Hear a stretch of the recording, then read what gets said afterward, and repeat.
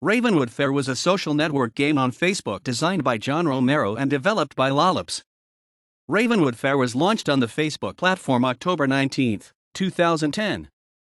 The game closed down on July 18, 2013. The object of the game was to build a fun fair in the midst of a scary forest while decorating the grounds, fending off various monsters, and completing many quests. Players built games and buildings which attract visitors to the fair, and visitors became scared if they see a monster or the forest erupts near them. Players comforted the visitors when they were scared so they could go back to their normal routine of enjoying the fair. The player selects an avatar which resembles a woodland animal, either a raccoon, named Rita, or bear, named Randy. The player then completes a short tutorial that shows how to chop trees, pick up loot drops, then build a hot dog cart. After the tutorial, the player is given several quests that direct gameplay toward accumulating materials, building structures, or purchasing decorations and placing them. The player has an energy bar which determines how many major actions the player can take in a session. More energy can be purchased with mushrooms or Facebook credits to extend gameplay. Mushrooms randomly drop from trees that are chopped down. Chopping trees and roots are a large part of gameplay. One chop on a tree or root will use an energy. Loot drops from the chopped tree or root and will contain coins, XP, experience points, and often materials needed for quests and building structures. Sometimes a monster, such as a Criddle Bear or Domaboy, will appear as a result of chopping a tree, and the player can either ignore the monster or pummel it with a shovel to scare it away. When the player finishes building a structure, the fun value attached to the structure accumulates with all other structures in the fair. At various fun levels, visitors will fly in on a zeppelin and roam the player's fair, playing games and using buildings and paying coins and XP for them. All during gameplay, the scary forest erupts randomly with evil laughter, will-o-wisps, or a frightening crow. If a visitor is near a scary part of the forest, the visitor will scream and run to the player for comfort. The player must then click on the scared visitor to comfort them so they can continue enjoying the fair.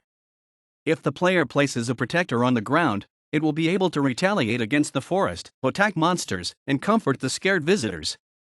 After the player gathers enough XP, they will level up and have their energy meter filled, and possibly extended.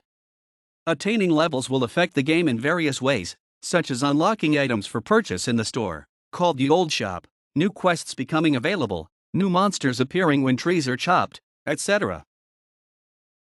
As of March 2011, Ravenwood Fair had approximately 25 million players worldwide. Ravenwood Fair has launched on several other social networks such as Japan's Mixi, IMVU, South America's Orkut, and Germany's StudiVZ. The game can be played in 9 languages: English, Spanish, Mandarin Chinese, Turkish, Italian, Indonesian, German, French, and Portuguese. Lollips began working on a game called Critter Town in January 2010 using Sean Cooper's FLISO engine. This game was redesigned multiple times over a 7-month period, until Lollips asked Brenda Brathwaite, their new creative director, for help in finishing the game. Brathwaite suggested bringing in John Romero to redesign the game and lead it to completion. Romero arrived at Lollips on August 1, 2010 and worked with a team of 11 developers to create Ravenwood Fair and launch it on October 19, 2010. The game is full of references to popular culture.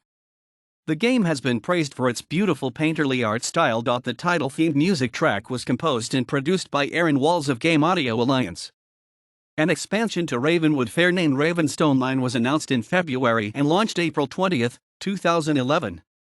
In October 2010, Lollips Incorporated was the subject of a shutdown by Facebook just days before Ravenwood Fair launched, due to Lollips using an advertising company named Rapleaf.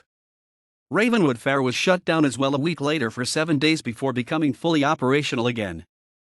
Because of the threat of another possible shutdown, Lollips launched Ravenwood Fair on its own website off Facebook. On February 2, 2011, John Romero and Brenda Brathwaite gave an IGDA-sponsored presentation titled From AAA to Social Games, Developing Ravenwood Fair at Dolby Laboratories in San Francisco, California. On February 22, 2011, Romero and Brathwaite gave a presentation at the SF Game Developers Workshop titled A Post-Mortem of Ravenwood Fair at the Art Institute of California, San Francisco. After Ravenwood Fair, the follow-up games Ravensky City and Raven's Higher Castle were released by LO Labs. Together, These 3 games are referred to as Ravenworld. The music for the game was composed by Dren MacDonald and Aaron Walls.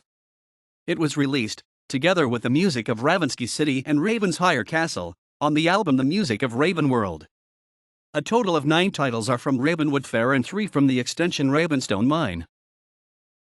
On January 19, 2011, the Academy of Interactive Arts and Sciences announced its 14th Interactive Achievement Award nominees.